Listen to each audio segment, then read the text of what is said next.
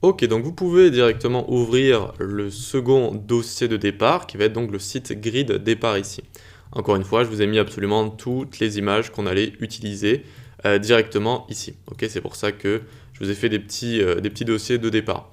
Donc ici, hop, on va se faire un index HTML. Mais ce que je veux faire avec ce cours, en fait, c'est de partir d'un site plutôt classique, c'est-à-dire site vitrine qu'on a déjà fait précédemment pour site statique, site vitrine, donc pour le site de gym. Ensuite, ici, on va faire un site multipage, on va avoir plusieurs pages, donc vous allez voir comment créer plusieurs pages et comment styliser tout ça notamment. Et dans la troisième partie, on va faire un site complet avec un préprocesseur CSS. Et donc là, ce sera la partie la plus avancée, on va dire la plus moderne et la plus pro de coder un site avec CSS. Même si toutes les autres sont évidemment parfaitement valables. On n'est pas obligé d'utiliser un préprocesseur. Donc maintenant, ce qu'on va faire, c'est un dossier style avec un S comme ça. Dans ce dossier, on va avoir un style.css. Et on va également avoir après d'autres fichiers qui vont nous servir à styliser les autres pages de notre site. Pour l'instant, on n'a qu'une page, donc on se met juste style.css.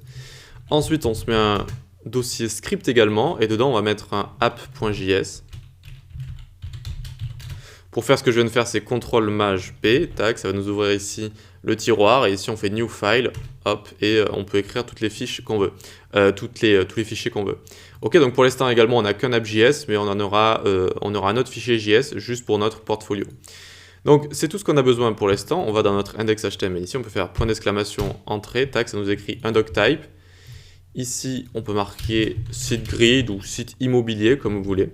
Et on va linker notre CSS en allant dans styles, style.css. On va également linker notre app.js qui se situe dans nos scripts. Script app.js. Ok, script sans S ici directement. Nickel, on va avoir besoin de 2 polices d'écriture. Donc on va toujours dans notre Google Font qui est très très pratique pour ça. On vient là, Google Font, tac, tac, tac, ok. On va avoir besoin de Open 100. Donc on vient le prendre ici, on vient prendre le 400 normal, regular 400 ici. Select this style, super. Et on va également avoir besoin de Playfair Display. Ok, celui-là, le premier ici. Playfair Display, super, qui va nous servir pour faire des titres un petit peu stylés comme ça. Et on prend également le Regular 400 qui se situe ici. Une fois qu'on a pris les deux, on peut aller dans Embed ici et on prend le link juste là. Et c'est bon, on a terminé avec la mise en place de notre site. On peut le mettre juste en dessous ici. Hop, hop, nickel. On va pouvoir commencer dans la prochaine vidéo, attaquer la partie grid ici, la partie où on va créer une grille un petit peu comme ça. C'est assez sympa, vous allez voir. À tout de suite.